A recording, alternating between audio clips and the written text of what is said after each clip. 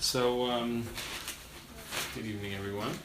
Thank you all for being here. Thank you to the Gavants for hosting us tonight. It's not such an easy time with kids at home to be hosting. And really thanks to the PTA for getting this whole parenting program off the ground last year and continuing it this year.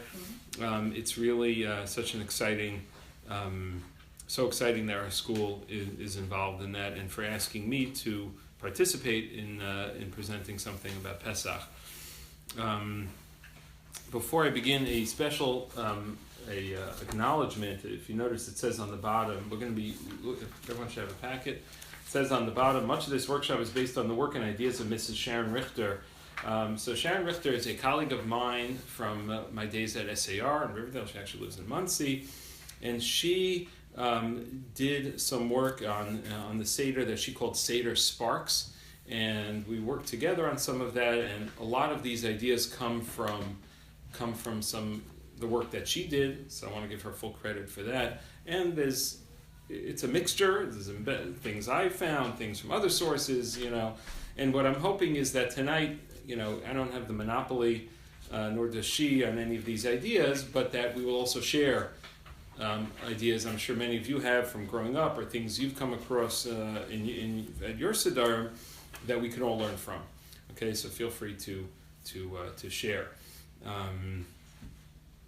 In addition to all the preparation for Pesach, which is so formidable, with the cleaning, of course, and all the shopping and the menus and everything else, or if you're going away, the packing and the shopping for clothing or whatnot, the preparing for the Seder is really, and for the not just the Seder, but for the Chag and more the meaningful parts of the Chag, of course, that's really what the holiday is about. And sometimes, unfortunately, this part gets lost in the shuffle. So the fact that you're all here tonight and want to take time and want to dedicate some mental energy to this is really commendable. Everything we're going to be saying tonight, like I said, is in the packet, is on the back. We have the resources we're going to be showing you. Everything is like very free, we're sharing everything. There's no holding back. And I'm also going to have tomorrow, maybe we can make a list of names who's here, and I could try to send everyone some links. I couldn't print it out because it's digital, but from actual resources that you can download. And print out and use, and we'll talk about what that is. But before we get to all the practical stuff, just to sort of frame what it's all about, and I have not too heavy on the sources, but just a few simple sources on the first page. First source is really in the Torah. There's many psukim, but just to pick one, in Shemot. After the story itself of Yetziat Mitzrayim, it says, "V'higad telabincha b'yom ha'hu lemor, b'arvur zeh asa Hashem li b'tzeitim mitzrayim." So very clearly, it's like in the midst of the frenzy of the exodus of Egypt. And I apologize, is no English, but we'll be explaining everything. The Torah immediately says, and it's very striking, you should teach your children about this. So there's this. It seems unusual to be a focus on, okay, everything that's going on right now, remember to teach it to your children. So, this is the original source of this link between, the story of Yetziat Mitzrayim and Pesach and the whole holiday and the Seder, and the whole focus on the children for Pesach. And the Mishnah elaborates on this, source 2, and the Mishnah talks about how we're supposed to tell the story, and what does it mean to tell the Torah just tells you to tell the story. You got to tell the bincha, and the Mishnah says though telling you to order the Seder and Pesachim, Perakav Pesachim, Mazgulo Kos Sheni. Comes time you pour the second cup. The Kan Haben Shoel, and here the son, the child asks, and already we're going to see in the Haggadah, the very fact that you're pouring the second cup is actually supposed to be prompting questions itself, because here you drank the first cup, and the first cup, of course, is Kiddush. And all the kids know, right? Every meal in Shabbos Yom Tov, you start with Kiddush. All of a sudden, pouring a second cup of wine? What's going on? So clearly, even right here in the Mishnah, you see that's supposed to be prompting a question. But if the child doesn't know, the father teaches them Manashtana alayla zeh mikol halilot, and here you get, of course, to the Manashtana, the 4 questions. But we see that the whole story is supposed to be told in the form of questions. And you see, one of the bullet points is that the changes and all the unusual things that go on during the night, this is only one of them, of pouring that second cup, but there's so many changes, and the idea is to spark questions, because according to Chazal, the learning has to take place with questions. Why is this so important? Why does learning have to take place? Why does it have to begin with a question? Why can't it just be, tell the story, like you open a book and tell the story. Really, all learning, if you think about it, all learning really starts with a question, because a question means that curiosity. You want to understand, you want to learn. In order for the child to really internalize the learning, it has to begin with a certain kind of a curiosity. There's a story, a colleague of mine once at a school, not here, back in New York. She was one of the general studies teachers, and she told me that she grew up in a day school, and that when she was younger, she used to ask. She was a little bit of a nudnik, and she asked a lot of questions. And the teacher, it was in the old days, the teacher would really, reprimand her and tried to really squash her. This is her version of the story, okay? Tried to squash her questions and reprimanded her for how could she question certain things. And according to her, this was kind of the first step of her looking elsewhere, and eventually she kind of went down a different path and left observance. And again, it's only her version of the story, and I don't know the whole story, but even the fact that this is her version of the story just shows you how important it is that every question is a good question. And there's no such thing as a bad question. Anything our children ask us, no matter what it is, no matter how heretical it sounds, it's really just coming from a place of curiosity. And we need to listen to those questions. And the Seder is really teaching us that. The whole emphasis on questions. How could you say, no one could ever come and say Judaism doesn't allow you to question? The whole point of the Seder is do things so that kids will ask questions. And it's not just kids, it's also adults. I didn't quote it here, but the Rambam and everyone talks about it, right? If there's no children at the Seder, the adults have to ask questions. And if you're alone, you have to ask yourself questions. So think about, we don't have time to go into all this now, but think about what that means about asking questions and being curious. That really it's not just for kids, it's for all of us, and it's for our whole lives, truthfully. And the minute we stop being curious and stop asking questions, then we stop learning and we stop growing. So that's really one of these core concepts. A lot of these things we're just going to touch on tonight. We're not going to really elaborate on because of the time. Each thing could be like a shiur into itself. But another thing you see in this Mishnah, if you go after all the Manashtana, which we're not going to go into now, is a little, there's some different versions here of the Manashtana because it was the time of Beit HaMikdash. But on the next underlined part, Lefi da'ato shel ben aviv melamdo, you have to teach the child according to his level. And that comes up, of course, later in the four sons, right? The idea of each child that gets taught, you have to reach each child wherever they are at. Literally wherever they are at. 2 years old, 5 years old, 10 years old, the adults at the Seder. Everyone needs to learn at their own level. And I have parentheses here, a reminder for myself. Rabbi Seder is a friend of mine who learned at Har Etzion, and he wanted to get invited to Rabbi Amital, who's one of the Rosh Yeshiva, very real sage, to invite to his Seder to really experience the spiritual, high of being at a Seder of Rabbi Amital. And he gets to the Seder. He finally snags the invitation. He gets to the Seder. And Rabbi Tal's grandchildren are there, and his children's grandchildren all at the Seder. And Rabbi Tal is spending the whole night rolling around on the floor playing with his grandchildren. And this yeshiva bacher is sitting there where's the high-level Torah, spirituality, But it's about teaching everyone on their own level, the children, and the focus is the children. So, yes, there's perhaps other times for some of the other lofty, discourse and halachic analysis, perhaps. But the Seder is really about being in the moment and being on the right level with the children. And perhaps at other meals during the daytime when the kids could go play and then the adults could talk, could still do the Haggadah the rest of the Chag. It's not only, at the Seder. And it says, Matchil, back to the Mishnah, Matchil begnut meseim b'shlach. Another core piece of Magid is starting not just with questions, but also when you tell the story, you have to actually have the contrast of starting with the bad and ending with the good. And you have to daresh me'arami oved avi, achu gomer kol harsha. What's arami oved avi? This is the part of the Haggadah that is probably least understood, the part that we all maybe skip or gloss over or just daven up. This is the part with 4 or 5 psukim from Devarim, from Kitavo, which is the story of what's called the Mikra Bikurim. It's so obscure, what does that even mean? So when a person brings Bikurim to the Beit HaMikdash, the first fruits, they had to read these verses from Devarim, the Torah tells us, and in this, the person who brings their fruits has to tell the story, about basically all of Jewish history in 4 or 5 psukim, and this is the text that we're going to see in a minute in the Haggadah that we expound on, and every word gets expounded on. So that's also a key part, and the Rav talks about this in the Shiur about why don't we just read the Parsha of Shemot? Like why are we reading from Kitavo, this whole thing? So there's a lot of reasons for it. One reason is that it's telling it through the eyes of someone else, just like now, right? As opposed to Shemot was when it was actually happening, but now we're looking back. But another reason that we're going to see a little later is that the whole purpose of telling that story is to appreciate what I have now. So the person who brings their bikurim, they're so happy, this farmer, their first fruits, and they're giving it to the Kohen, right? They're so appreciative of the bounty that they have to recall, where did we come from?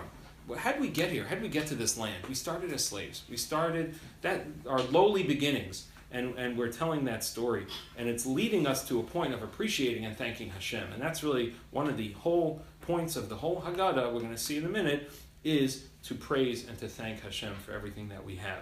And that's, the Shemot doesn't really do that, but the Arami Oved Avi has at the end that idea of praising and thanking Hashem. So these are some core elements of Magid. Many, I'm sure, are familiar to many of us, but we're going to see them throughout. And just briefly in source 3, the Rambam says, Tzarech lasot shinui, he picks up on what the Mishnah and the Gemara says, but the Rambam even adds things. He says in the second line, Machalek lahem klayot ve'egozim. What else should you do? You should do other strange things. You should give out nuts and candies to kids. Okrin hashulchan, we see that as well. The minhag is, and says in many Haggadahs, to uproot the table. In our case, we don't have these, they used to have little tables in front of them, like couches. Nowadays, we take off the Seder plate. Right before Manashtana, if you ever notice the instructions in the Haggadah, which we're going to talk about, all those instructions, why they're so important, it says, take away the Seder plate. And the idea is, wait, why are we taking away the Seder plate? We didn't even eat yet. Why are we taking it away? So another change to prompt questions. So we pour the second cup, we uproot the Seder plate. Chotvin matzah, of course, this is one of the highlights for everyone, right? The whole chase around the house about the afikomen. It's in the Rambam. It's not just some new custom. It goes way back. Chayotze b'dvarim ha'elu, etc. Meaning, we're not limited to these things. These are changes that the Gemara says, the Rambam says, but it gives license to us to make our own changes, and that's what I want to focus on. It's not, you don't have to be limited to this. You have to think about your own family, your own children. Be creative. Do different things every year. Try to think of fun things. That's part of the preparation for the Chag, is to make it something interesting and curious for your children. Do just different things. So these are just some basic things, but you don't need to limit it to that. So again, by way of introduction, what does that mean on source 4? There's 2 opinions about that we see throughout the Haggadah. Rav and Shmuel in the Gemara. The Rav says that it's a spiritual story, and Shmuel says really it's primarily physical. It has to be a physical story. Rav says we begin with the fact that we used to be idolaters, mitchila ovdei avodah zarah, and Hashem redeemed us, and we became monotheists. We became believers in Judaism. Shmuel says, no, you have to focus on the physical story. Davadim hayinu, and that we became free. And really, truthfully, in our Haggadah, that we'll see as we go through it, we do both. Okay, and this is, when you want to focus with the children, you're going to want to also emphasize both aspects, the spiritual as well as the physical, the opinion of Rav and the opinion of Shmuel. So again, on the bottom, to frame it, the structure of the Seder seems like so unwieldy, but if you think about it, it's a very simple structure. You have 4 cups. And the 4 cups frame the Seder. It's Kiddush, and then the second cup is Magid, third cup is the benching after the meal, and the 4th cup is the Hallel, the Nirtza at the end. And the essence, as we said before, questions is the key. It has to start with a question. You have to then, as an answer to the question, you have to tell the story, the slavery to freedom, the two levels, right? The physical story and the spiritual story. And you have to end up with Thanksgiving. So kind of if you just want to know the 3 main points that you have to kind of cover, it's these 3 things. The importance of questions, then the telling the story on 2 levels, and then getting to the Thanksgiving, which we do in Dayenu, which we do in Lefikach, which we do in Hallel. And this is based on the idea of Rav Yossi Rimon in his Haggadah, that he points this out. Any questions? This is like the most text-heavy part of the thing, but it's like all the background. Basically, everything the basics of what you need to know about the Seder. Any questions before we go on? Anything else? Okay. Just going to take a drink myself.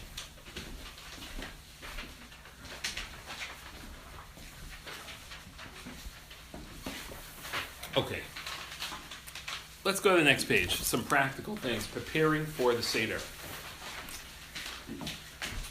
So as we said, in addition to all the cleaning and cooking, it's really important to take some time out, which is not so easy, but you're doing that right now, to review the Haggadah, as we just did. What's it all about? Like, not just to sit down, you crack open the Haggadah, like literally that night, but to actually open it beforehand. In fact, there's a halacha that we're supposed to read through the Haggadah on Shabbat Hagadol, on the afternoon of Shabbat Hagadol, which this year is an entire week before Pesach.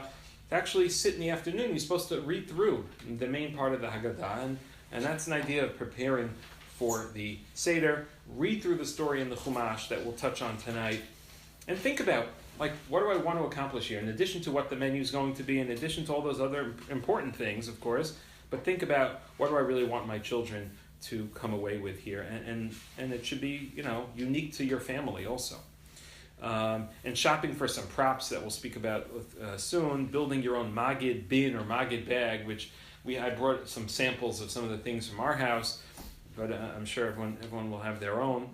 Erev Yom Tov. So Erev Yom Tov tips. Again, it's not telling you something you don't know, but sometimes it could get very stressful. Erev Yom Tov in many homes. I'm sure not. No idea what I'm sure no one here.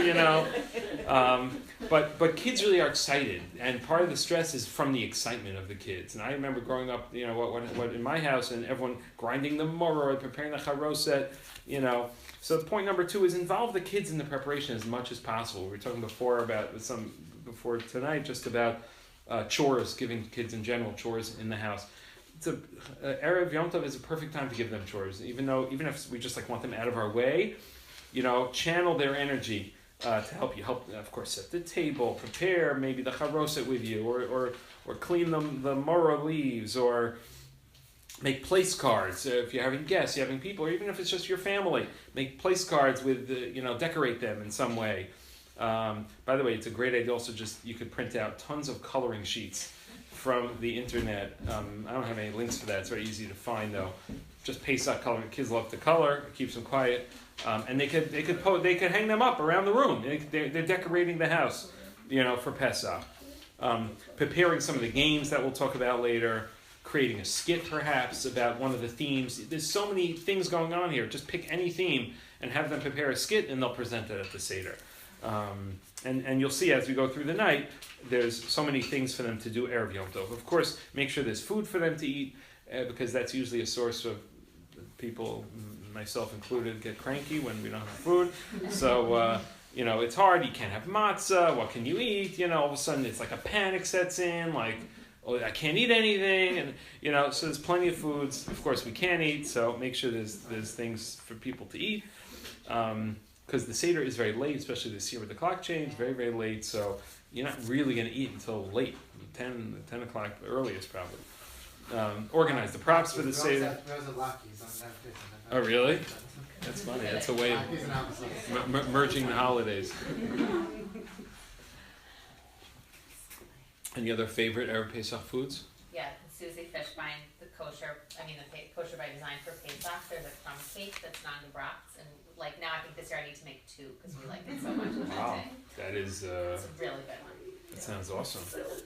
Gotta recommend that. Yeah. Okay. There was one suggestion I saw somewhere. We haven't tried this yet, but I thought it was a cool idea. I wanted to mention it, to make a bulletin board in the house that you could post funny things, or have your kids post funny things throughout the day, I don't know, lice pickers or some, and things related that kind of get them excited for the Seder, as if you're in ancient times. Okay, Seder tips. So here right now we're getting a little bit into the Seder. Now, a lot of people set the table, and beautiful table, china, everything, I'm going to tell you something maybe a little heretical, and that is really to not set the table in that way, because you need a lot of room for Magid. There's like a lot going on during Magid, and you want to keep the table clear. So you could set it with some things, but don't overcrowd the table. I personally like to really keep it. Dvara doesn't love this. She likes to set the table, but at least for the Magid, we really keep the table clear because there's so much going on, and you need room for it. Some people, I know my brother in Israel, they do a whole thing where they have their table for the meal, but for Magid, they're actually in the living room, and they sit on the floor, on cushions. They really do heseba, like old school style, and they decorate their whole living room, and people do all sorts of things. But if you're going to be at the table, which I imagine most of us are, to actually keep it clear, and we'll see why. As you think about decorating the table, in addition, if you want to have flowers or other things, but you put some props out again, put some fun things that have to do with Pesach on it. You could have kids make centerpieces. I'm sure they're going to make Hill Torah. They're going to make a lot of things in school. Have them put that on the table. Have it be their table. Have them feel proud that what they're making is now decorating the table. Their Seder plate, there are other things. Many years you have these fancy Seder plates. I like to use my kids' Seder plates, the little plastic, whatever one. That's the best one. They're so excited about it. Or maybe they use that one, I use a different one. But really use their things. It's not about making the most fancy Seder. It's about being, again, interactive. Involve kids, make it interactive. Keep it moving is a really important one. It's very easy to get stuck in the very, very beginning of the Seder for an hour and not move on. And that's a challenge, but try to keep it moving because there's a whole night ahead, and you want to be able to get to it. Also, for the more involved Divrei Torah, for the older kids, if you have teenagers, or or certainly for the adults, good idea to save that for Shulchan Orech, or save it for lunch, or a different time, and really focus on the small children, certainly at the beginning of the Seder.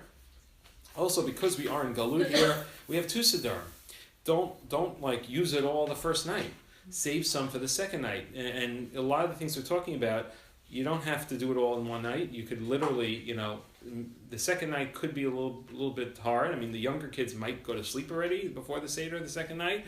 Sometimes we'll do an early Seder for when the kids are really little, for the little ones, and then just put them to bed, and then you have a more adult Seder. Idea. Yeah. That's a really good idea. Second Seder is brutal. As opposed to having, does anyone else do that? Does a kid? We used to do a pre-Seder skit. The kids would literally act out the story. You could see Abby's crying before we did Seder. So They loved it. It was great. Because this year, second Seder, I don't want to have them skip it, but this is a good alternative to just having them skip the set. I mean, they're not going to be up for no chance. Right, after being up till 1 o'clock in the morning of that first night, it's very hard for them to, it's hard enough the first night, but they're so excited, you have the adrenaline. The second night already, it's really tough. That's a good idea.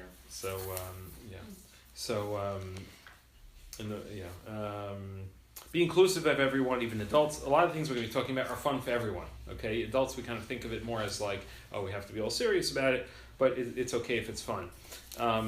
A thing I'm sure many of you do is just alternate reading.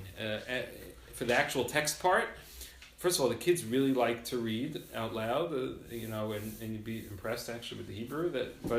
But if you have guests or family or all sorts of people, you could read in English. It doesn't have to be in Hebrew. Are you supposed to read davening style, the whole text of the whole Magid? Again, there are certain core parts that are you have to say. So we said already, it has to be question answer. It has to be, you have to say Avdut L'Chebrut, right? And you have to have the Hodah part. You have to say Rabbi Gamliel at the very end of Magid, Kol Shalom Ar Shlosha Dvar Meil B'Pesach Lo Yatzai Yidei Chovato. There's an interesting machlok about what that means. Does it mean the obligation of Magid or the obligation of the actual matzah, Pesach matzah mar? That part of eating those things is actually knowing what they're about. But either way, you have to say those things for sure. All the other little parts, not to be heretical, but I don't think you have to say every word. Meaning, I personally, I do try to say every word. Even if the whole table around me is not necessarily saying it, I will say it. To myself even or whatever. But if you have to gloss over a few things, that's okay. As long as you don't want to lose sight of the forest and the trees. I think is important. But just going around and having everyone read a part also makes it a lot more interesting than just one person reading the whole thing. So now that I have a new reader, are you familiar with the Haggadah that, like those level 1 books in the library? Yeah. Like something similar like that kids could read? Is there something like that? That's a really good question. There's a lot of kids Haggadahs, but I'm Yeah. just wondering, because I'm thinking That's what I meant for maybe I English, should yeah. just make it. Like maybe I should just find You know what? You know what I would say? No, in your No, I mean like a note card. kindergarten age. So can you read that? Kindergarten age, you see, and they make their own. But, right, I'm saying they make their own Haggadah. They make their own Haggadah. Oh. They're gonna want to use their Haggadah Oh, that's so nice. because they're gonna be so proud. They're gonna be sitting This is all open at the table. Again, the table is gonna be clear, so there's gonna be plenty of room for them to spread. They're gonna have their own Haggadah. They're gonna have their own Seder plate. They're gonna have their own everything. They have words in it, so I don't need to make it. Whether they have words, they have pictures. Again, I wouldn't focus at the Seder on teaching them how to read. You know what I'm saying? No, but I know, Right. if there's if they can read one sentence and Right. everyone's going around and they could read one sentence, I can imagine how proud they would feel to participate in that way. Give it a try. I'll plan. We'll practice it. Yeah. I do have a lot of free time. I do have one kid's Haggadah here, and by the way, at the very end, on the last page, without jumping too far ahead, but at the very last page, there's a whole list of games which I'm going to explain exactly what they each are and how you play them and where you get them, and I'm going to send you the links to them. But I also have 3 resources here of Haggadahs, which there's so many Haggadahs, of course, I'm sure we all have, but just 3 that I thought were worth pointing out. If you didn't know about them, one of them is this one. It's called the Kids Pesach Haggadah. It's number 2 on the list. It's Rav Rimon. So Rav Rimon is like such a rock star. So his Haggadah, this is Hebrew, but they have the exact same one in English called Shirat Miriam, is one of the best Haggadahs out there right now. But he has one for kids also. So it's not exactly for kindergarten age, but it's very, basic for elementary school age. And he has a lot of great games and questions and sources and all kinds of things. Let me just give you a little hint.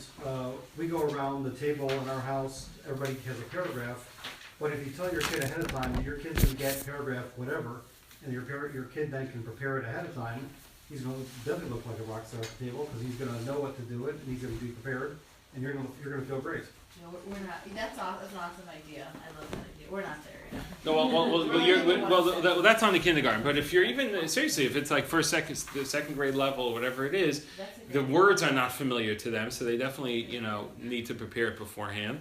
And Outstretch. so and you could even give them the choice, Hebrew, English, but Just to build on that of choosing and it going around, my husband's family, they just have a lot of different Haggadahs. So everybody at the table pretty much has a different Haggadah. You can choose what you want from the box, but then there's different interpretations and different things. So someone will read one part and then another person will be like, oh, my Haggadah actually says it this way, and so it's a good way also to kind of break it up and just it's not on one voice. You're another level of not of the speakers, but in the Haggadah. right of interpretations.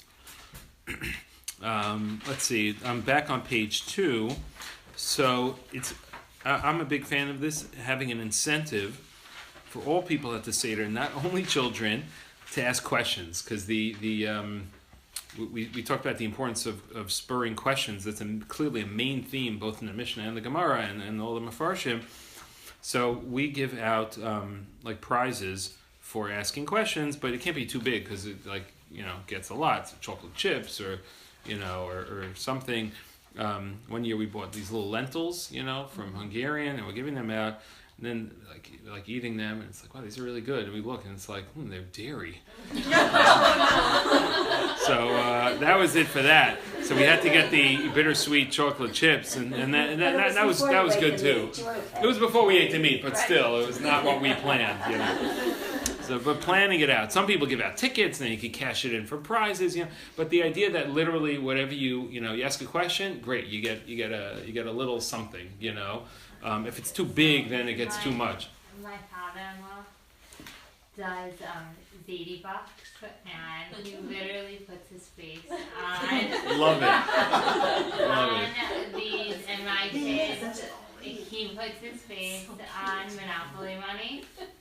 And they love My it. kids go on, and he has denominations because we have children ranging from like, well, I guess now 5 to 20, and they get different denominations and they cash in after. And what do you what determines what denomination of the money He has, you get? he has like an entire. He's extraordinarily precise.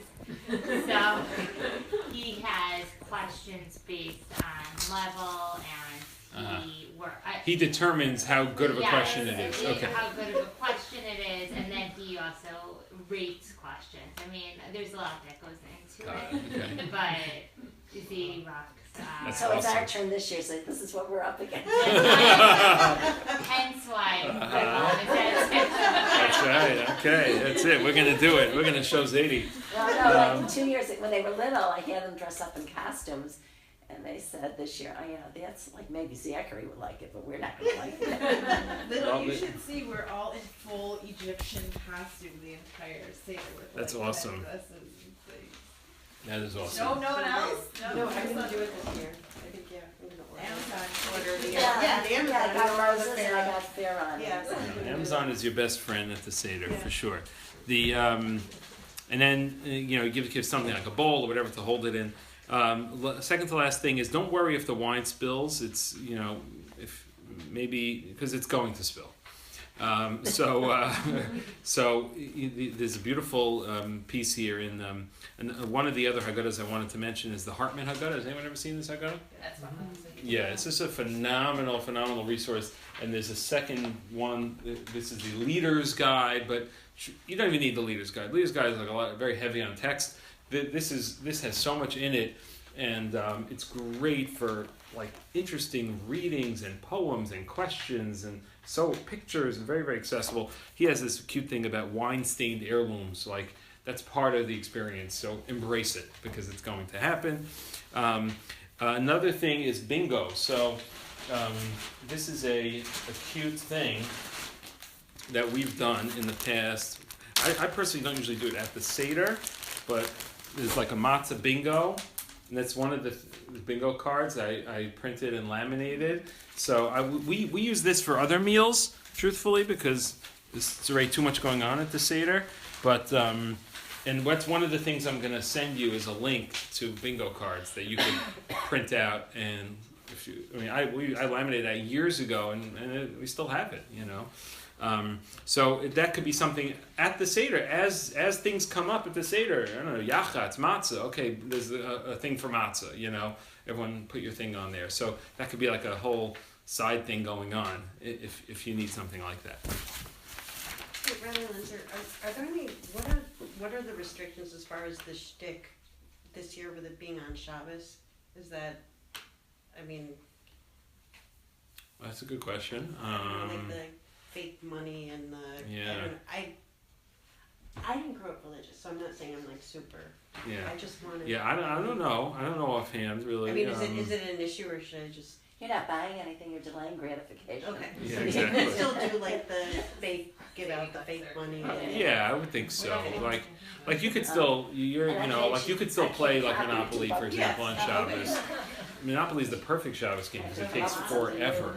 So for those long winter, So, yeah, but we'll see if anything else comes up.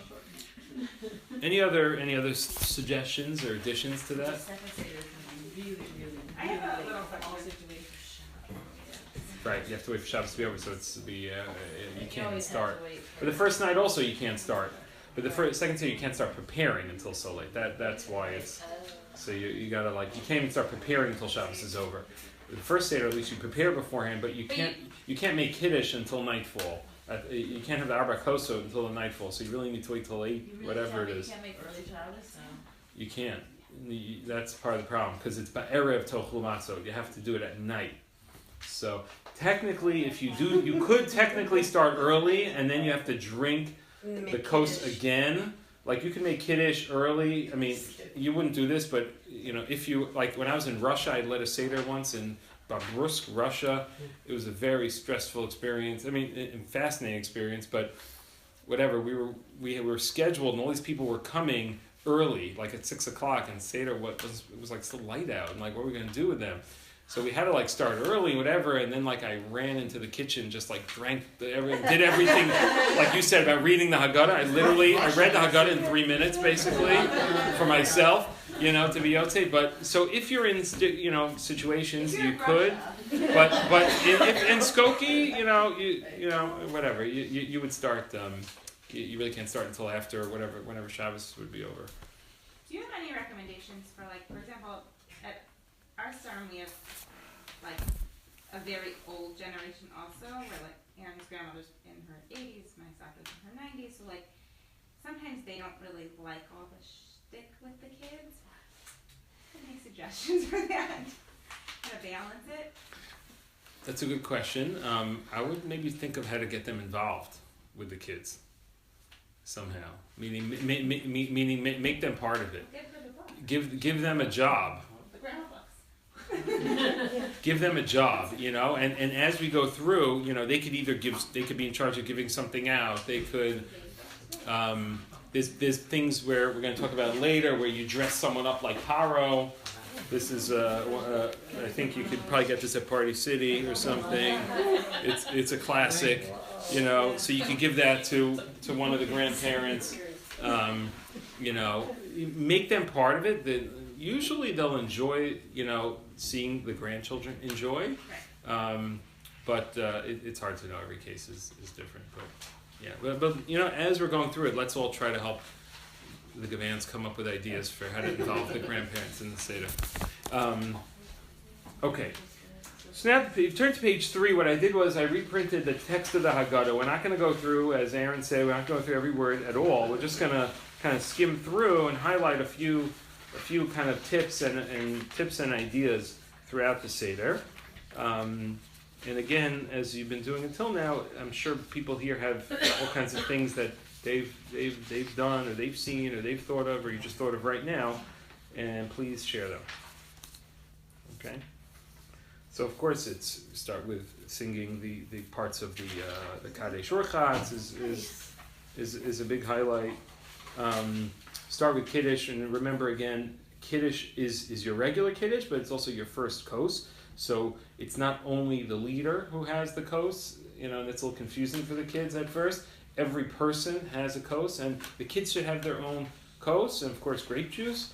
But they should each, you know, be encouraged to have their own cup. They're an important part of the Seder, and they should have their own cup. So different families is different. Some families everyone makes Kiddush together. Some families everyone listens and says Amen. But whatever your custom is, our family we do it all together.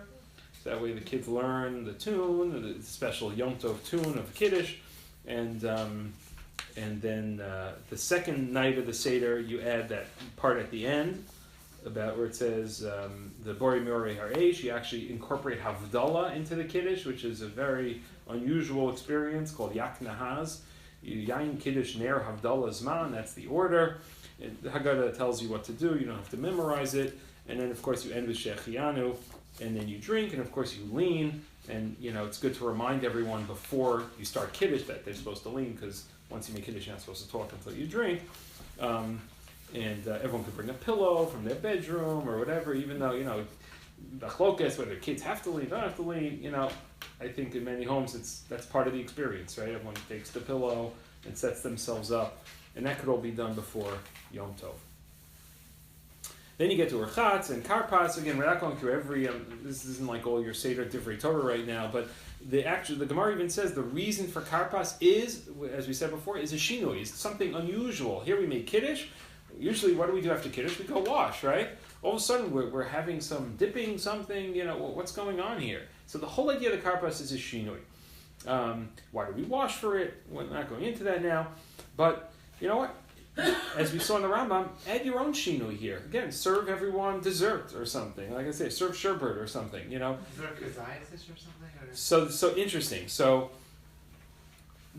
there's a well-known concept when it comes to karpas. Some Haggadahs will tell you, I have two Haggadahs here, one will tell you, don't eat a kazayas, one will say, eat a kazayas. Big machlokas. The one who says, eat a kazayas held that in order to have achila, the Rav says, is the Rambam, you need a kazayas. For achila, a certain olive size amount of food in order to make it considered an formal act of eating. Others say don't, because there's a question about whether or not you are supposed to say a boring nefashos after, machlokas rishonim about it. The bottom line is, though, there's no problem if you think about it. On Shabbos also, on Yom Tov, once you're not supposed to eat before Kiddush. That's a rule, right? Kiddush makom sudi, you're not supposed to eat before Kiddush. Once you say Kiddush, you're allowed to eat. Okay, so we eat, right? We eat karpas, we drink, wine. So technically, you are allowed to eat, and that's the whole thing with giving out the candy, for example. Like the kids eat, the adults in my seder, we eat. You could drink water. No, you get thirsty. It's like a long seder. You get thirsty. The same generation, I get in trouble. I was never allowed to eat more than like a half a cucumber. If you ate like 2 cucumbers for karpas. Right. So the issue there is you don't want to get into a suffix of whether or not you need to make a bracha achrona. But if the eating is throughout and you're having in mind that it's part of the meal and that the benching is going to take care of it, so really it's not. I don't want to paskin for anyone, but it seems clear to me that is the ask your rabbi if you have a question. But it's clearly we eat things throughout the Magid, and that was like a game changer once you realize you can actually eat. And again, you're not going to eat the meal now because it's not time for the meal, but these little gimmicks, you can eat the chocolate. That's fun. You'll see there's potato chips come in later also. Okay. Okay. So if you turn to page 4. Of course, yachatz, right? What do? We break the matzah. Hide and seek is, of course, the major highlight of the Seder for the kids, is the presents, the afikomen. Every family has different custom, right? Who hides it? Do the kids hide it? Does the adult hide it? Does both the kids and the adults hide it? Any and all are fine, right? The idea is just to make it fun. And that's the Rambam, right? Chotfen matzot. So it's a tradition going back 1,000 years of hiding and running around the house, chasing around after matzah. There's also perhaps more halachic aspects and reasons for it, but we're not focusing on that now. This is the Seder for the children session, okay? But another halachic reason why we do it, and this is something that could be shared with the kids, is the fact that it's lechem oni. So I want to just explain here that there's 2 opinions in the Gemara what that means, and it's important to know this. So, explain to the kids, why are we breaking the matzah now? What's going on? Like, why do we break it? Usually when we make hamotzi, right, the whole thing is that it has to be full loaves. And when we eat, in my house, right, we a lot of times have instead of a second challah, we'll have a matzah. You always have to make sure it's not the broken one. So here, why are we breaking it? It's so unusual. Again, a question. And if the kids don't ask the questions, we can ask them the questions, as the Rambam said. So there's 2 opinions in the Gemara. The first Braita there says Tanya Namihachi lechem oni she'onim alav dvarim harbe. So it's called lechem oni. It's called the poor man's. This oni. I'm sorry. The word oni doesn't mean poor man, but it means from the word onim, from the word speaking, like la'anot. So it's the bread that we speak a lot about. Literally, that is the centerpiece. Literally, the centerpiece of the whole Seder. So again, you have your flowers, you have your whatever. It's that half a matzah that becomes your centerpiece, and the whole story revolves around that. Which is why, as we're going to see throughout, I'll show you with all the instructions, so often the Haggadah tells you to uncover the matzah. Okay, now some of us have these matzah covers that it's like hard to uncover, but you should make it at least, the matzah should be sticking out or a little bit uncovered. The matzah should be uncovered during most of the Haggadah because you're telling the story on the matzah, so to speak. The interaction between the speaking and the props is part of it's not just like a shtick thing, it's actually part of the halachic format for telling the story. So that's one idea. That's why we break the matzah now, and we leave it in the middle of the table. Davar acher, second in line in that Gemara, is lechem ani ktiv. It's written without a vav, so it's not oni, but you could also read it without the vav, which would be ani, which is poor. Ma ani darko beprusav kan beprusav. Just like a poor person, they don't know where the next meal is coming from, so they break off a piece a small piece for now, and of course they save the bigger piece for later because they don't know what tomorrow's going to bring. That's why, right, what do? Which piece do we hide? We hide the bigger piece. That's because that's what the poor person does. They hide away the bigger piece. Again, there could be many other interpretations, but the basic interpretation from the Gemara is that it's something kids can understand very easily, and that's a major message of the role of the matzah. Now, once we do that, that's the lead-in to the halach ma'anya. Okay, the lechem oni. Those are the two interpretations of that. And again, we uncover the matzah and we go into the halach ma'anya. And now you get to the most stressful part of the entire Seder for the kids, and that is the manashtana. And really, the goal is, I think we all should try somehow to try to take down the pressure, and I think that's, pressure doesn't create good memories, it creates a lot of stress and kids feeling bad. If it's a big audience, of course they could feel intimidated, but so if you look at the instructions, actually, as we were pointed out earlier, you're supposed to, at this point, and it's important to follow the instructions, pour the second cup and take away the Seder plate. And we said already in the Mishnah, it said to do that. All of a sudden, we didn't eat yet. Why are we pouring another cup of wine all of a sudden? Why are we taking away the plate? So again, these are all changes. And I make a big show of this in my house, and the kids are like, one second, why are you taking away the plate? What's going on? And I'm like, oh, exactly. You got it, yeah, chocolate chips, In fact, the Gemara even says, there's actually a story in the Gemara where they took away the plate, or they took away the table, and someone said, why are you taking it away? And it was Abaye, and Abaye said, now we don't have to say manashtana anymore. The whole goal was to get a question. You ask the question, skip to the next part of the Haggadah.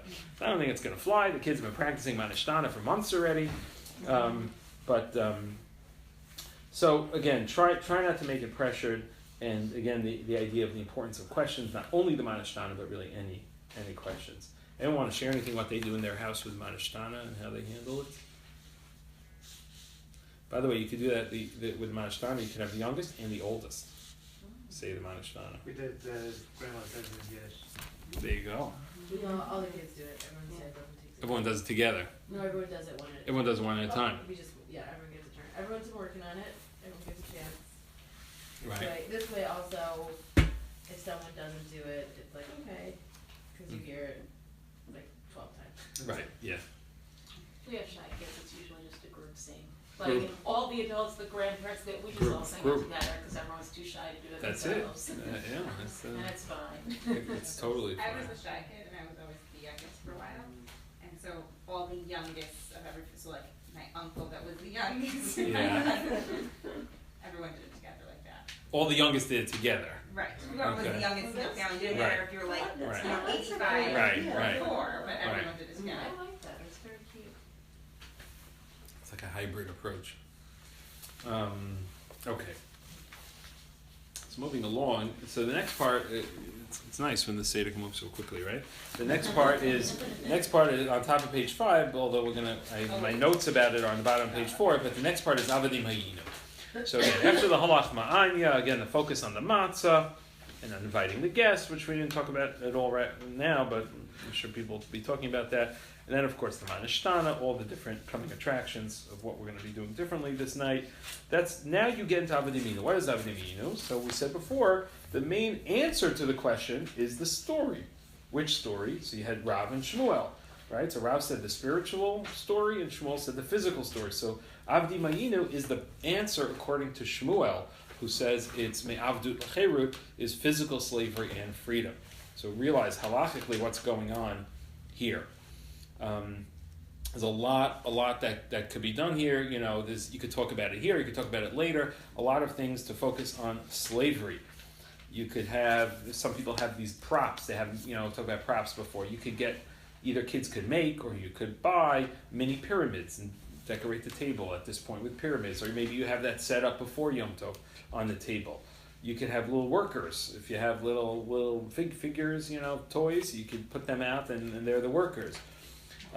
Something we've done is you could give out either mini Legos or little chocolate bars that you could break into pieces, and they could everyone could build their own little pyramid. If it's chocolate, you can eat it after, which is always good. Legos you shouldn't eat.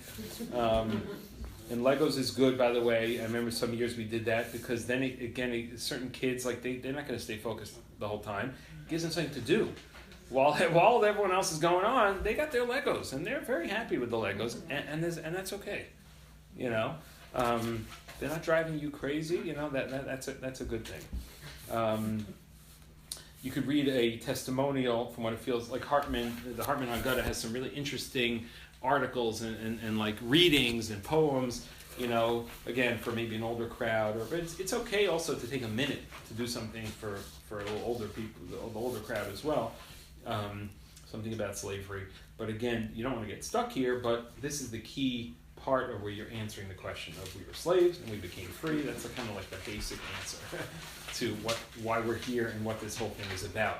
So even if the kids like trail off later on with the more intricate part of the Haggadah, at least they get the main thing here. And again, they all know it because they all learned it in school, but and they themselves probably could tell you the answer, but you know, that's what this part of the thing is. So again, for Avodim Hayinu, now we bring back, it doesn't say it in here, but in the actual real Haggadahs it does, here you bring back the Seder plate, okay? So you only took it away to do something unusual, now you bring it back, and again you uncover the matzah, because the matzah becomes the centerpiece, and then you all say the Avodim Hayinu. It doesn't matter, I think that was your point, it doesn't matter if everyone reads it, or if one person, it's not like everyone has to read it, as long as you know, someone's saying something is also good. So then you get to Masib Rabbi Eliezer, Rabbi Yeshua, the story about the Seder in Bnei Brak, and the whole halachic thing here about how you have to do Sipor Yetziat Mitzrayim the whole night, and the fact that you have to do it Kol Yimei Chayecha. There's a lot to say about this, but you know, an interesting question you could do there, and which is interesting for the kids, and you could, especially a way to involve even the seniors, is you could ask it's like an unusual Seder, right? They were hiding out, maybe, there was a rebellion, there's all these interpretations of what was going on with this passage, but you could say, well, here's their story about their Seder. Let's, you know, what were some unusual Seders that you experienced in your life? And especially if you have, you know, Kanahara, a 90-year-old grandmother, I'm sure she experienced some interesting things, and it's an opportunity for an adult to share something, and the kids to hear an interesting personal family story, because so much of the Seder is about passing along our family traditions, but it's unique to our family, so it's not just like a generic, you know, story, and that makes it unique. So there's a way to bring in the older people, and you don't need to go into every little Dvar Torah that we know, you know, at the Seder. That's again the point of Rav Amital. You know, just keep it moving, keep it appropriate to who's there, and you could study it on your own. You could go back to it another time at the meal, but you don't need to exhaust every Dvar Torah you ever heard at the Seder. In the spirit of keeping it moving, let's keep it moving here. Okay, Baruch HaMakom. So after this, you get into the Baruch HaMakom, Baruch Hu, and you get into the four sons. It's a beautiful idea. I love this. In the Hartman Haggadah, he has a whole section about the four sons, in which Yolanda would like this, and you've probably seen it, in which he brings so many different illustrations of the four sons from all these different Haggadahs, and each one is, you know, is its own interpretation as to what they're all about. I'm sure you've seen it, right? Yeah. So this one, the Mos Haggadah, is a beautiful one, and what's so nice about it, he juxtaposes Baruch HaMakom Baruch Hu, Baruch Shem Yisrael Baruch Hu, with the four sons. And I think part of the message, and a number of people point this out, but I love how it's illustrated, is that each child is a blessing, you know, and whatever type of child they may be, each child is a bracha, and that's the juxtaposition of the four baruchs with the four children, and it's a beautiful idea. And in general, this, again, I highly recommend the Hartman Haggadah. This itself is fascinating. If you have kids who are into this kind of thing, this could be a whole discussion. What do you think this means? What do you think this one means? Or you could Xerox them if you have a color copier, and then hand them out to people, and everyone gets one, and they have to, I don't know, explain what it is, or turn to their partner, you know, and like compare. I mean, there's so much you could do with it, and it's not text-based. So it's very accessible to all types of these little clay figures. It's really, really cool. We actually have two of these Haggadahs. I picked up two somehow over the years. Many, many deeper meanings to this. The response to the Rasha, what is that all about? So one interpretation of that is if you take out the gematria of Shinav, Hakeat Shinav, and you subtract Russia minus Shinav, okay, you blunt his teeth. So if you take out that word from the word Rasha, you're left with the word Tzaddik. So basically the message being, it's not just a gimmick with the numbers, the message being is that really you're just correcting the wicked son, and you're uncovering the fact that deep inside he's really good. So it's looking for the good in each person, in each child.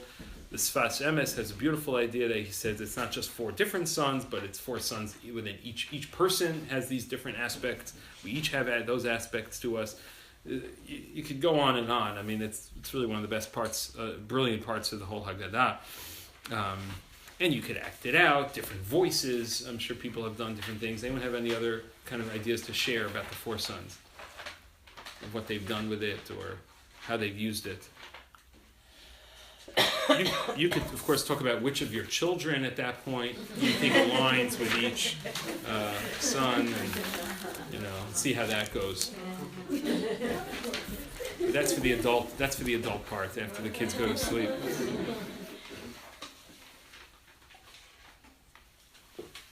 Okay, so if you look, the next page is Mikhila, page 6. So this is now, we're getting into the second version of the slavery to freedom story. So it's the answer to all the questions. And why are we doing all this tonight? Well, I'll tell you why. It's because we once were idolaters. And Avram didn't start out as Avraham, right? He started out as Avram, and Terach was his father, and they worshipped idols. And this is where we came from. And Achshav Kervanu Makom Lavadato, and now we serve Hashem. I mean, again, it's a one-line basic answer. And that's, again, according to Rav in the Gemara, that it has to be a spiritual story, not only a physical. So we do both, of course.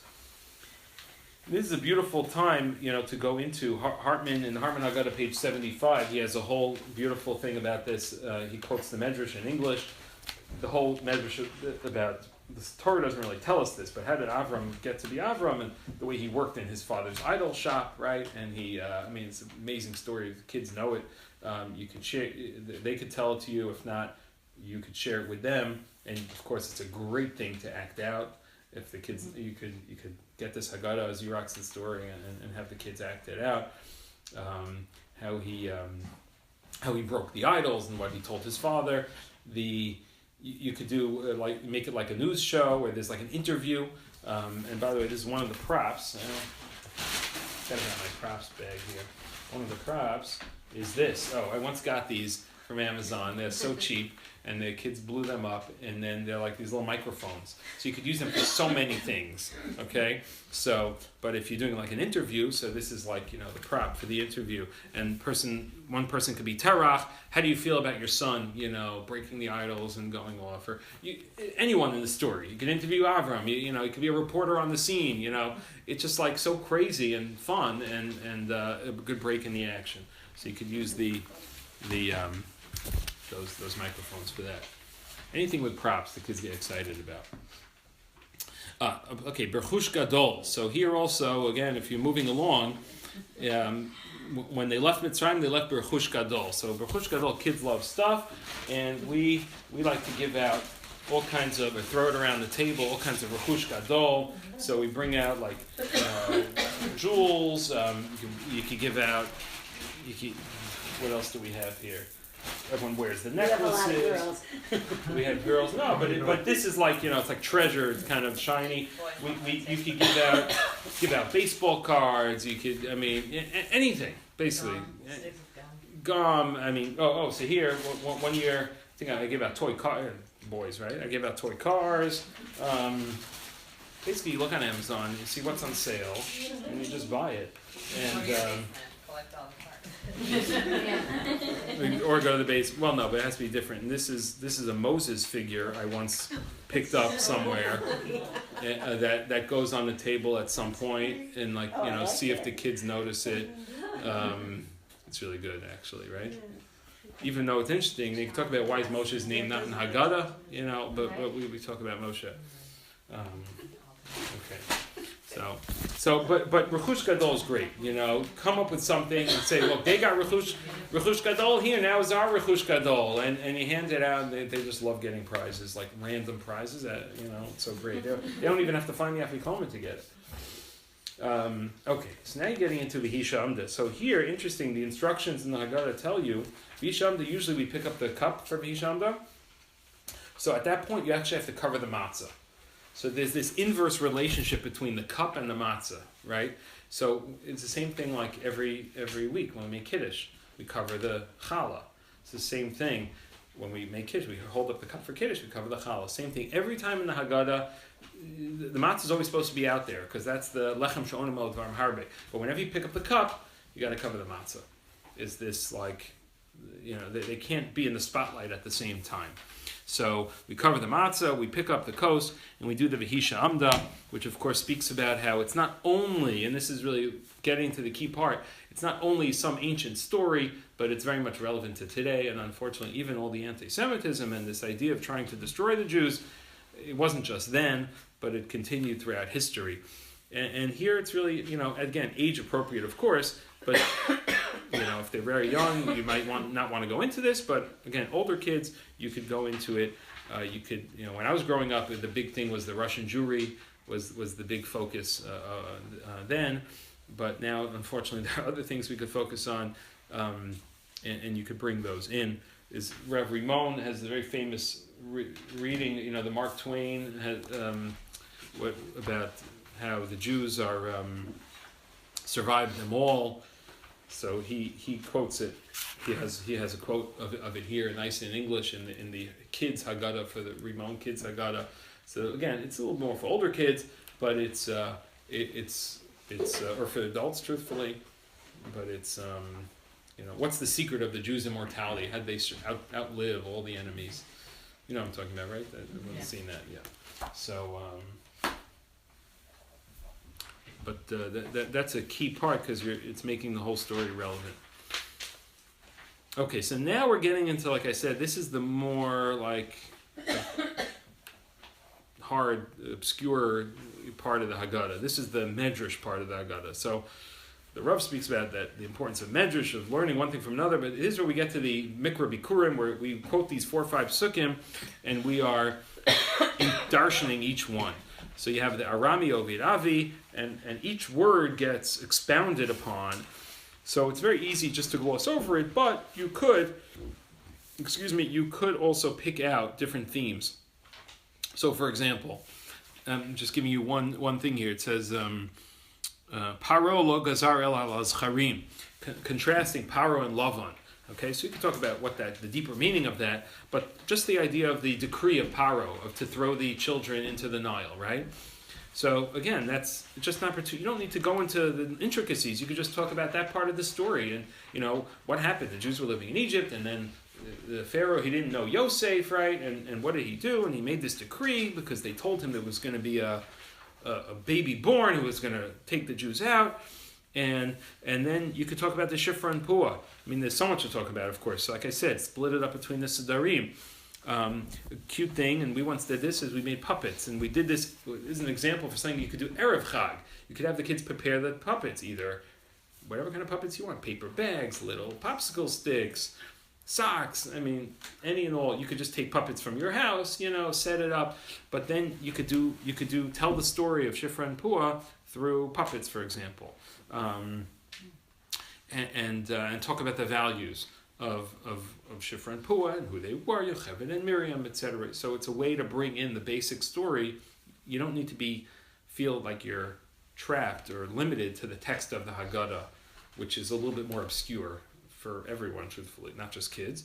But you could use it as a springboard to actually tell the story. Mitsuyanim Sham. So again, going a little bit down, I highlighted the word Mitsuyanim. So Vayisham Lagoy, and they were a nation, Malamed. So the Medrash says that they were Mitsuyanim. They kind of stood out. How'd they stand out? So we all familiar with the famous Chazal that the Jewish people stood out in Mitzrayim, even though in many ways they did blend in, but they didn't change their Jewish names. They didn't change their language. Lo shinu et shmam, lo shinu et malbusham, and lo shinu et lishonam. And they didn't change their clothes. So that's also something very relevant. We could talk about, well, how are we different today than people around us? How are we the same? How are we different? That's a really interesting, especially our kind of community, right? We're very integrated into our society. How are we the same? But yet, what do we do different? And the kids will pick up on all those things, and they know. Well, we keep Shabbos, or whatever they'll say. Wear a kippah, things like that. Names. We have Jewish names. It's very relevant. So this idea of mitzuyanim and mitzrayim, and what do we do that makes us stand out and unique? And the deeper message, of course, is this idea of Jewish identity, which is really what the whole evening is about. Okay, moving along here, page 7.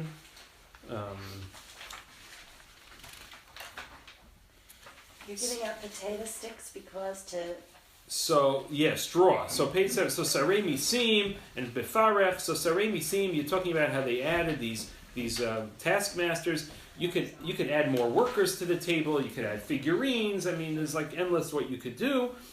You could act it out. Any of this part, you could have people literally get up and someone said they act out. Do a skit. You do this, you do that. You could prepare it in advance. You could prepare it on the spot. We do the potato sticks because it's another thing to eat, which is always exciting for the kids and the adults. But they could build with it. Seeing they had to build with this they didn't have the straw, so you're remembering that part of the story, how he took away the straw. They didn't have anything to build with, so it reminds you of that. And again, you really do at different parts of the Haggadah where you want to talk about the slavery and bring it in. I don't think you want to have like one child whipping another child, although they might do that anyway. But is this the part where like the Sephardic tradition is to do the green onions like with? It's a good question. Yeah. Do we have a Sephardi in the room? Yes. And what We was do it? So in Dayenu, it's really supposed to be that you whip each other with these green scallions, but in our family it's turned into like a full on throw across the table and attack. It's like the highlight for my kids, the word is all here. Which, going back to our theme of the more traditional in my family, you can see how that went over. Oh, you get together, both sides? No, well, we did come, then we brought Dad and Minhag with us. Okay. What are you guys doing? Got it. Okay. Oh my God.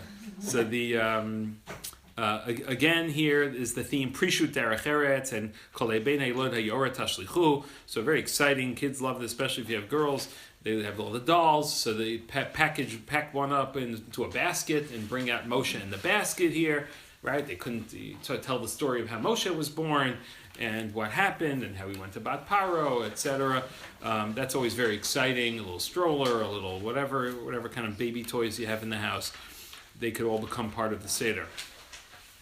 Yad Chazakah. So we have a few different kinds of Yad Chazakah. We once had like a giant Hulk fist at the Seder that we had. That was the Yad Chazakah, and every time the Yad Chazakah appeared, you had to raise it up. Many families have these little school type pointers. We have a lot of them.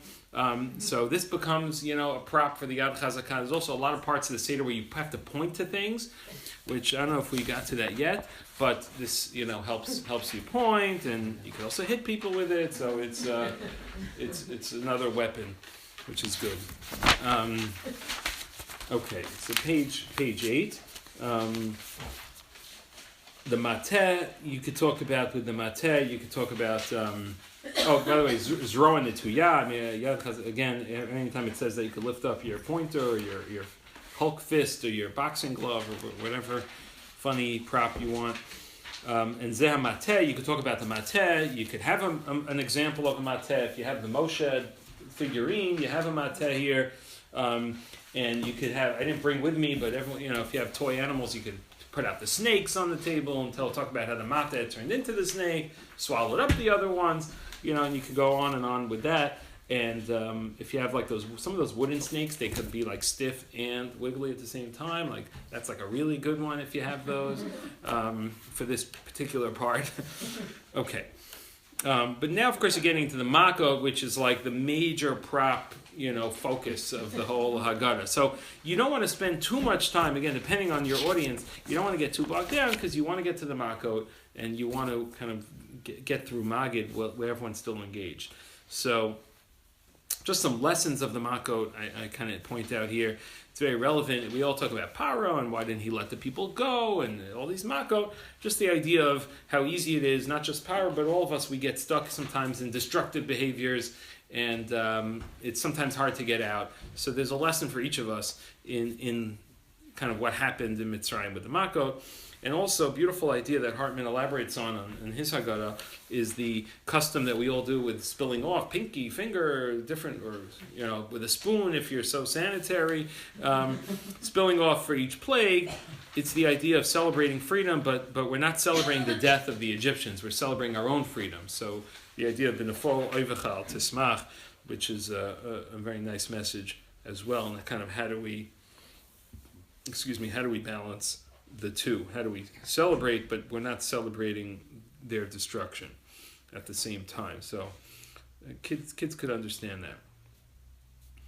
Okay, so I have some ideas here for these, and please share some of your own. So for blood, for dam, so we do some things here. We haven't done all of these, but you could do some kind of red ice cubes, food coloring, Jello, red cellophane, or serve. This is a cute one. So you could serve like some kind of thing, either Jello or something red, and serve water. And then you ask people if they're like, "Are you Egyptian?" or "Are you, kind of what do you prefer?" And then, "Are you Egyptian?" The idea of, for the Jews it was water, and for the Egyptians it was blood. So you're getting that message across. And all kinds of things for blood. And any other? What do you guys do for blood? Anyone here have any tips for that? Stage blood once. That was dramatic. Maybe too dramatic. So what do you do with it? I don't remember exactly, but there was some gruesome. Okay, I like that. Sounds One cool. time. Okay, frogs. Everyone has these, and I brought some of mine. We have like a million different kinds from over the years. I just brought a sampling. They fly. Some that you're supposed to fling across the table. These you're supposed to like fling them at people. It can get a little dangerous. You can wear them on your nose too. These? You want to demonstrate that? Like the one that you like push. This one? Amazon's gonna crash tonight. So this one you like flip it and it flies, and then you have a contest who could get it into their cup or into the Seder plate or into the Kiddush cup. They sell wind-up ones. Where do you get those? So this one is like you push it down and then it like pops up. We have some wind-up ones too. I don't know, whatever. So frogs are really easy to get, and has the chocolate ones. chocolate frogs. Zelda's with the filling. Ooh, that sounds good. That sounds good. I like that. I gotta try that this year. So what we'll do with the frogs is we'll do the as I said, the paro headdress and put it on someone. If we have my parents' Seder, so my father, the Zaidi will get it, or someone else, or anyone you want to get involved, and they become paro, and then you sing the whole story about the frogs jumping everywhere, and then everyone has to put their frogs or throw or put onto the grandfather, whoever is earned the right to wear the headdress. So that's always fun. Take a picture for advertising this. Yes. Is this better or worse than the Purim costume? I don't know. It would match nicely. Yeah, right? I don't know, that was pretty, I don't know what you're going to do next year, Rabbi. That's it. Next year, this is it. Next year.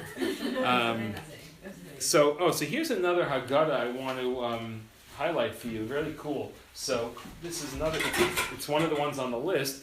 It's the Chet Haggadah. And it's called the Katz Haggadah Shel Pesach, the Art of Faith and Redemption. It's on the list there, so it says what it is. But what this Haggadah does is very cool. It's like very, very elaborate pictures.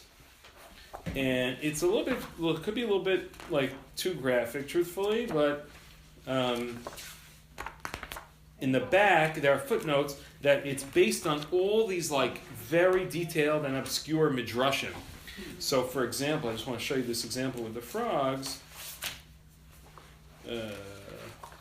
Here, like this is a little gross. Like Paro used to bathe in the blood of the whatever, so they show him, bathing in the blood. But here, where is it? Here. So for the Makot specifically, so they show all sorts, and I can pass this around, it's so detailed. They show crocodiles because the Medrash says that frogs didn't really aren't so harmful, but the part of the tzfardeya was really crocodiles, according to the Midrash. The fact that there was like a large frog that was spitting out the other frogs. So a lot of these details of some of these illustrations pick up on, it wasn't just there was blood, but they tried to do this, and here's a picture of a Jew selling the water to the non-Jew during Dam. Very, very interesting. Again, a little bit like if you don't want to see it, then you shouldn't get the Sagada. But it's out there. Like with the wild animals, it shows all different beasts, gorillas, all kinds of things. I'm happy to pass it around if anyone wants to look at it, or anyone want to see that now? You could take a look. So frogs is really like a layup. So like I said, the Medrash says that there was like one huge frog, because it says Vatal Hatzfardeya, so it says in the singular, and the Egyptians were hitting this big frog to get rid of it, and every time they hit it, more frogs jumped out of it. So that's also, you can make someone into the big frog, and then every time you hit it or hit them or whatever it is, there's they throw out the other frogs. I mean, you could do anything. Keenim, some people want to skip that one altogether. I can understand if you've ever been struck by it. But you could do stuff with that. Arov. 9 plagues. Yeah, 9 plagues, exactly. Arov is, all sorts of, you bring out all the animals from the basement, and from the playroom, all the bins, and you put them out on the table, the ones that are relevant for Arov, and how they were just taking over. And there are snakes, there are scorpions, there are all sorts of things. You could go into the midrashim there as well. You could have everyone wear masks. Those animal plates, like for birthdays, if you cut out the holes, you could make those into masks. Everyone could wear them. Everyone could get involved. So for Shchin is a popular one in my house. What we've been doing is the idea of the boils is we buy marshmallows, and you can get either the mini or the large. Or the color, they also have the color, the red, the pink, yellow, and white ones.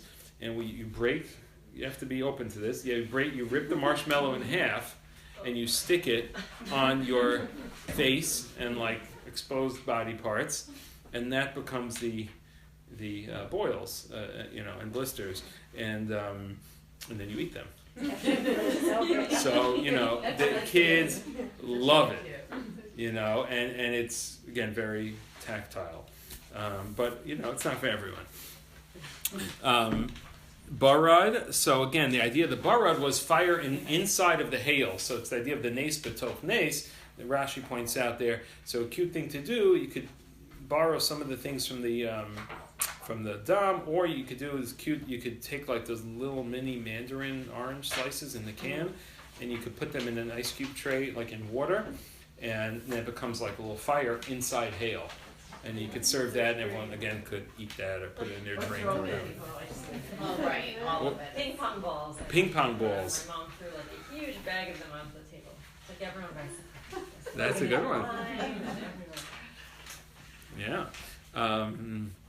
Arbe, so again, you could get grasshopper toys for that. So darkness, so one year I got a whole batch of sunglasses. So for darkness, everyone got to wear sunglasses, which at a later point went together with the microphone, wherever that went, and that became a whole show, later in the night. But so mix and match. But the what's it called? The sunglasses were great for darkness. Makat Bechorot. So there's a nice medrash which the kids know. They have a song for it. And it's actually, the Medrash talks about how Paro was wandering around in the streets of Mitzrayim that night looking for Moshe, wanted to send him out because he was nervous that he himself was going to be struck because he was a firstborn. And so the kid's song is Paro B'Pijama, B'Emtza Alayla, and he's going around knocking on all the doors. So you could tell that Medrash, and you could have someone either wear pajamas or just wear one of those pajama hats, like this little man is wearing in the picture. Schlufkeppel, I call it there.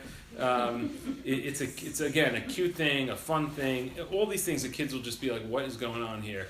And that's the whole point, is to make it something different, to make the night fun.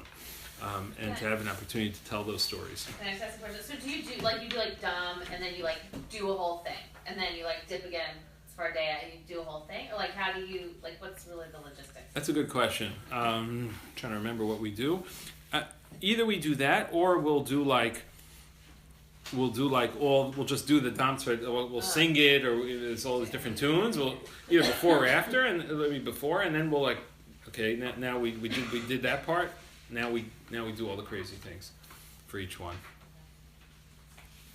We play verse, then we sing it, but then we take a break, and everyone gets different plagues. And then they're like, they also sell on Amazon these plague masks too. Oh yeah.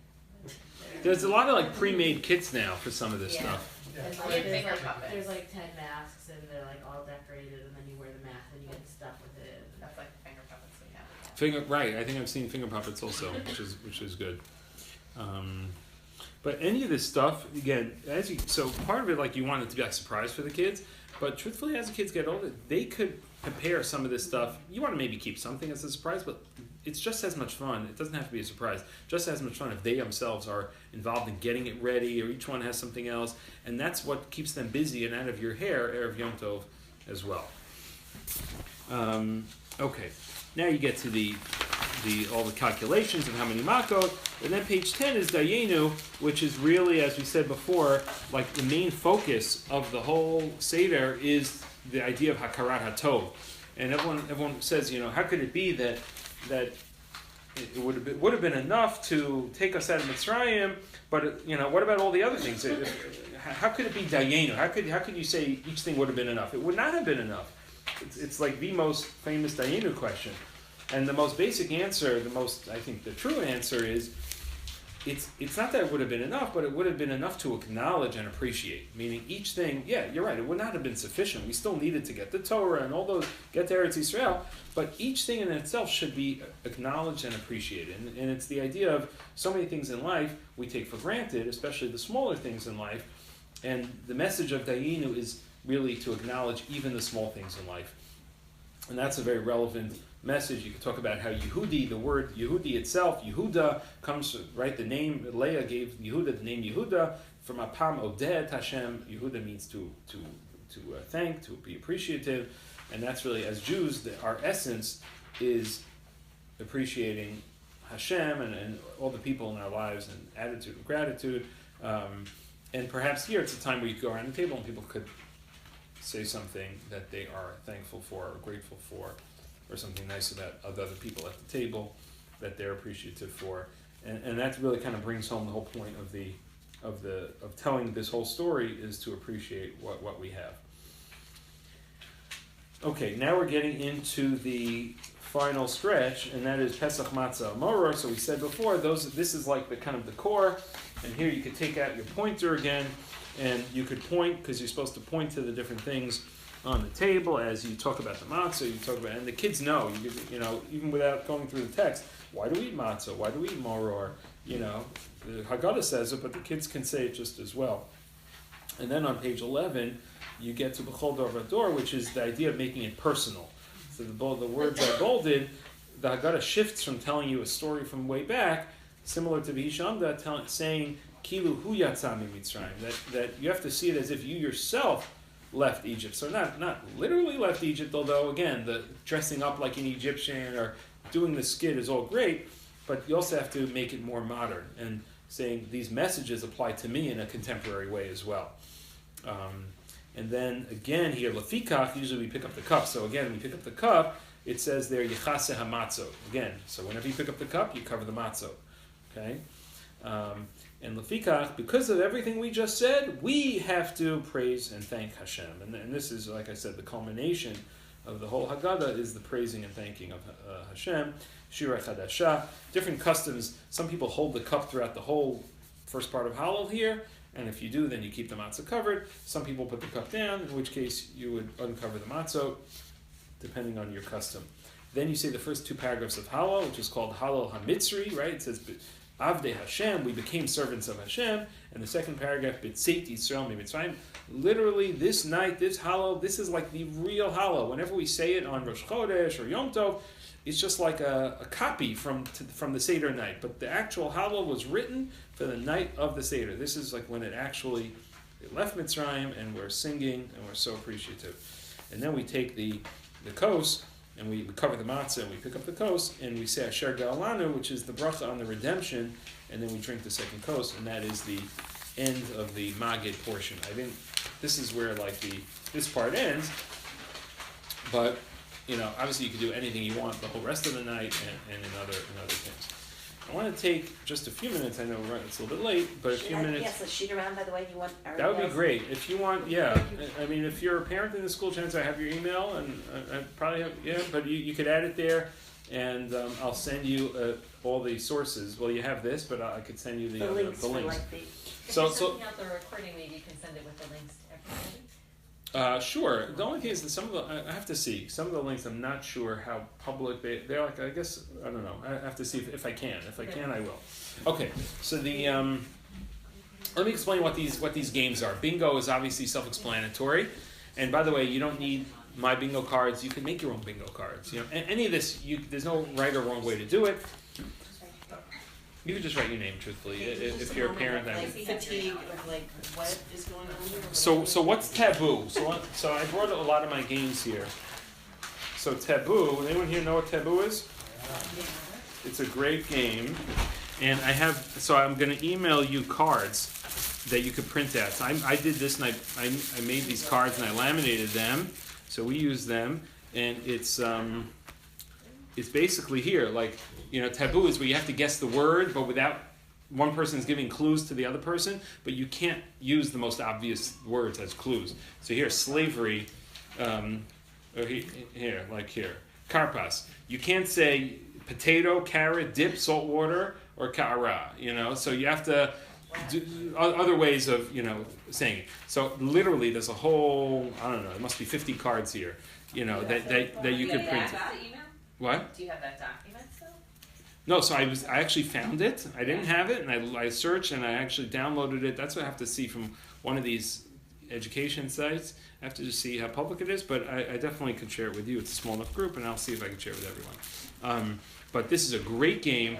We don't play this at the Seder, but we play this Yom Tov afternoon, or at another meal, or, there's a lot of downtime over Yom Tov, and it's just a great game.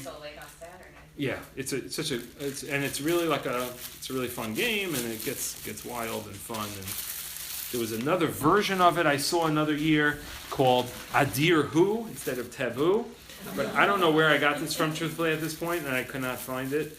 But I have these cards too, Adir Hu, and okay, that was that. Then what's the next game? Oh, it's a card game. So now with this set of cards, you could play so many games. So this is just a set of cards, and on each card it says I'll just take these because they're in the best shape. Each card, it just says something relating to the Pesach. So this is Makat Choshech, or baking matzah for Pesach, or chametz, like just random words. And with these, you could play here. So I don't know why it says makot there. Oh, those are examples of the cards. But you can play charades. Mm-hmm. Charades is classic, right? So literally, person picks a card, and they have to act it out, and everyone else has to guess. It's fun for hours. Okay, the whole family, all ages. What's My Line? It's a really old TV show that was on where you have to guess who you are. So you could, if you could be objects, you could be people, you could be all sorts of things. But it's like the headbands, the game Headbands. Mm-hmm. So, but that's like the opposites. The headbands is you have to guess who you are because like I hold this up and you ask me questions, or I try to figure it out, but I have to guess that I'm chametz. Or it could be the opposite. You ask me, I know I'm chametz, and you have to ask me questions about whatever, like 20 questions, and you have to guess who I am. I mean, it's different versions of it, but with one simple stack of cards, hours of fun.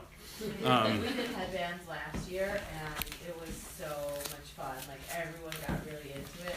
Bill found it online and printed it out. There you go. I don't understand this, and then we did it, and now it's mixed in, So like, it's like mixed with our regular headband game, so sometimes the D is like has like pestilence on it. So Exactly. It's cute. And it has pictures. There's a version of the There's a card version with pictures? that has like pictures Do and you- the wording. Do you have that? Could you send that to me?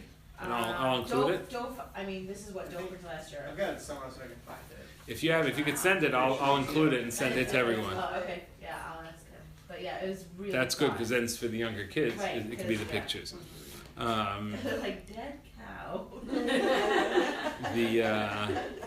Yeah, right. It's really cute. Okay, a classic paper bag dramatics. You know, again, you just put some things, random things into a bag, and the kids have to make up a skit using them with a certain theme. So there's a lot of creativity there. It's a lot of fun. What else? Oh, what's in the bag? That's a kind of a variation of that. So that's you put random things in a shopping bag, a sneaker, I don't know, random things, and everyone has to. So you have to just, without looking, pick something out, and then you have to come up with a connection between that and Pesach. And maybe it's a sneaker. They were running out of Egypt. I don't know what. Like again, it's creative, it's connecting, it's learning. Divided word is a cute game. This is a game we play for Shabbos sometimes too. It's where you take a word that's from the Seder, and or a few words, and one person has to leave the room, and then you, amongst everyone on the table, you divide up different parts of the word. So let's say you do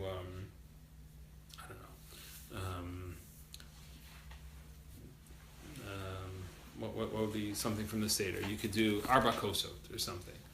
So you have each syllable, arba kosot, So you have like these three people, they'll say ar, they'll say ba, ko, so. Everyone has a job. And then you call the person back in, and at the same time, you say 1, 2, 3, and then everyone says their syllable at the same time. And the person has to figure out what the thing is. It's not so, it is hard, the kids get really good at it. Because they know, oh wait, I just gotta listen over here, and then and the idea is for them to get it eventually, but they love that. I want to go. My turn. You can do it for any Yom Tov meal. We do it sometimes on Shabbos. It's something related to the Shabbos or the Parsha, and it's always fun. Place cards we mentioned already, and these are the resources. The 3 Haggadot I mentioned are basically okay. So we with this we are finished with the packet. And it's late. It feels like it's the Seder. Thank you. Thank you.